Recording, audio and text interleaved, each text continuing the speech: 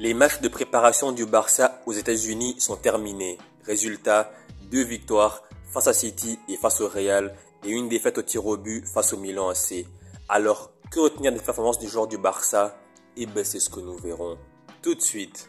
Je vais diviser la vidéo en 2 parties. D'abord, je parlerai des points positifs et ensuite des points négatifs. Au niveau des points positifs, je dirais une chose très importante. Il y a plusieurs joueurs du Barça Athletic qui ont largement le niveau pour évoluer en équipe première. Marc Bernal, Marc Casado, Alex Valle, Pau Victor et Mikayil Faye, ces 5 joueurs-là doivent, à mon avis, impérativement jouer en équipe première du FC Barcelone.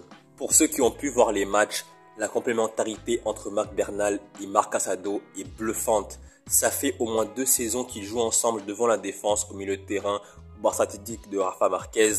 Et à chaque match face au Real, face à City et même face au Milan AC, quand Marc Bernal est en 32e période, on a vu que les deux, Marc Casado et Marc Bernal, sont vraiment ultra complémentaires. Ils se trouvent les yeux fermés.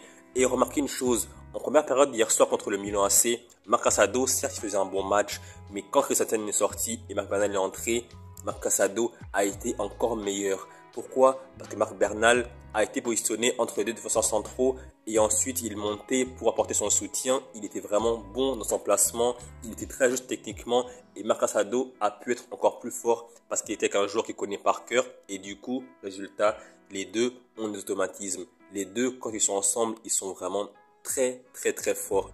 À chaque fois qu'ils ont été alignés ensemble au milieu de terrain, le Barça ne s'est jamais fait transpercer. Et ça, c'est vraiment très positif. Ils ont été très bons dans le contre-pressing, très énergiques, très bons techniquement. Ils sont complémentaires comme je l'ai dit en début de vidéo.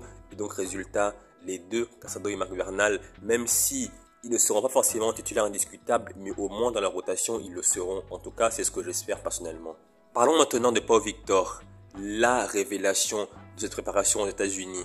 22 ans, attaquant de pointe, il était vraiment pas du tout, mais alors pas du tout attendu au plus haut niveau. Mais résultat, il a été le meilleur joueur du Barça en pré-saison avec Marc Bernal. 3 buts et 2 passes décisives. Voilà le bilan de Pau Victor. 2 buts face au Real, 1 but face à City, 2 passes décisives face au Milan AC. Pau Victor est vraiment un attaquant très prometteur. 22 ans, formé à Gérone et évoluant en Barça Athletic la saison dernière. Pau Victor aujourd'hui a largement, mais vraiment largement sa place en équipe première du Barça de Hansi Flick. Très bon devant le but, très bon tactiquement, très bon dans le jeu. Il peut jouer en numéro 9, en seconde attaquant, en faux 9, voire même en ailier droit parfois. Pau Victor est vraiment un attaquant polyvalent, un attaquant très prometteur, 22 ans seulement. Il a vraiment une grosse marge de progression devant lui. Mais à l'instant T, il a vraiment tout pour briller au FC Barcelone sur le court, moyen et long terme. Parlons maintenant de Mikayil Faye et Alex Valle. Mikayil Faye, certes, il n'a pas eu un énorme temps de jeu, mais du peu qu'il a joué face au Real et face au Milan AC, 40 minutes au cumulé entre les 2 matchs si je ne me trompe pas, c'était largement suffisant pour voir que ce joueur-là, il est vraiment prêt pour le plus haut niveau.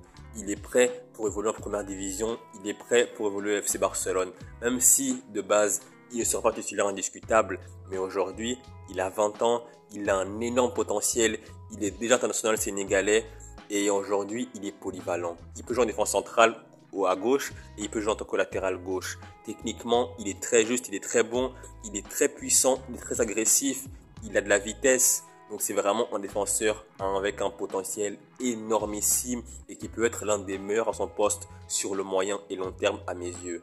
Et Alex Valle, même si de base c'est un arrière gauche de formation, il a joué 3 matchs en tant que latéral droit et à chaque fois il a brillé. Rendez-vous compte qu'un gaucher arrière gauche de formation a joué latéral droit chaque match et il a joué un très haut niveau.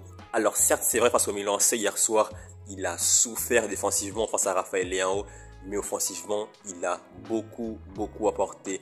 Et il m'a même fait penser à João Cancelo au niveau offensif.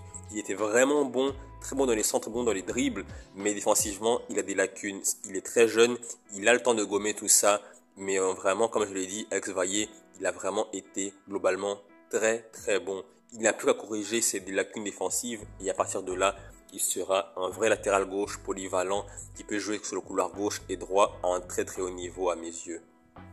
Et en dehors de ces 5 joueurs que je viens de citer, Au niveau du jeu, c'est beaucoup plus intéressant le Barça de Hansi Flick que le Barça de Xavi. On est passé du 4-3-3 au 4-2-3-1. On a des joueurs, certes très jeunes, qui ont évolué en match de préparation, mais ces joueurs-là sont vraiment très complémentaires et très prometteurs. Les cadres reviennent petit à petit au FC Barcelone et on verra lors des matchs officiels ce que ça va donner. Mais pour l'instant, c'est vraiment très bon dans le pressing, dans le contre-pressing, au niveau de l'agressivité, au niveau de la justesse des passes. Fini les 4-5 touches de balle. Maintenant, en une ou deux touches de balle, le Barça va vers l'avant. Le Barça est vraiment une équipe imprévisible. Et il y a une très bonne cohésion au niveau tactique. Avec le ballon, les gens savent ce qu'ils doivent faire. Sans ballon, ils savent se positionner. Et c'est vraiment un nouveau Barça qui est vraiment très prometteur et très agréable à voir jouer. Maintenant, après avoir parlé des bonnes choses du FC Barcelone, les joueurs prometteurs, le jeu qui était beaucoup mieux, je vais parler maintenant des aspects négatifs. Les gardiens du Barça sont tous des clones. Ils se comportent tous pareil. Je m'explique.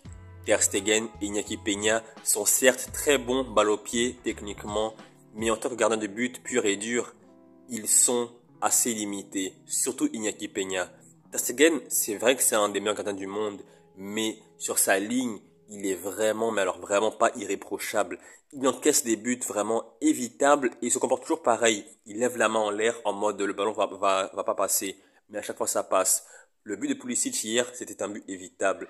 Et il y a plusieurs reprises l'an dernier et même avant, les saisons d'avant, Ter Stegen a encaissé des buts très évitables. Et ça c'est vraiment très énervant parce que les gardiens de but dans des clubs comme le Barça, des équipes qui ont le ballon très souvent qui ont une défense qui joue très haut, et ben quand tu es gardien de but dans ce genre de club, il faut qu'à chaque face à face, à chaque action décisive de l'adversaire, tu sois en mesure d'arrêter les balles et de sauver ton équipe. Mais Ter Stegen, mis à part son jeu au pied qui est excellent, sur sa ligne, il est vraiment pas rassurant. Et même sur corner, il a du mal à sortir et le résultat, le Barça est toujours en danger. Et ça, c'est vraiment un problème au FC Barcelone qui dure depuis beaucoup de temps maintenant. En dehors des gardiens, il y a un problème au milieu de terrain. Partons du principe que Casado et Marc Bernal ne sont pas titulaires indiscutables du FC Barcelone de Hansi Flick. Résultat, qui vont jouer? Gundogan, Pedri et Christensen probablement.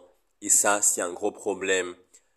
Au niveau offensif, ces joueurs-là sont bons, mais défensivement, ils ont de grosses lacunes. Et face au Milan AC, Christensen et Gundogan ont joué au milieu de terrain. Résultat, le Barça s'est fait transpercer comme jamais au milieu de terrain. Et résultat, la défense centrale a beaucoup souffert et le Barça a encaissé 2 buts. Alors que contre City et contre Real, c'était Casado, Bernal et Pablo Torre au milieu de terrain. Et résultat, le Barça ne s'était absolument pas fait transpercer au milieu de terrain et du coup, ils ont eu du mal à encaisser des buts, ce qui est très positif. Mais quand tu as des gens au milieu de terrain qui sont trop offensifs et qui en plus de ça ne sont pas bons au contre-pressing, c'est vraiment un problème. Gundogan n'est pas agressif, Christensen c'est pareil, Pedri, De Jong, quand ils seront de retour, on sait que ce ne sont pas des joueurs agressifs, ils sont juste bons offensivement et donc au Barça, il y a un problème au milieu de terrain. Les joueurs cadres au niveau défensif ne sont pas bons au milieu de terrain.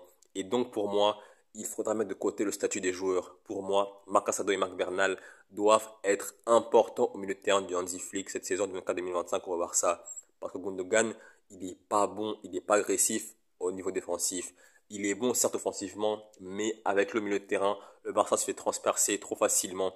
Pareil pour Christensen qui se cache beaucoup trop souvent, et ça c'est un problème. Voilà les aspects négatifs que j'ai constatés du Barça durant les matchs de préparation aux États-Unis.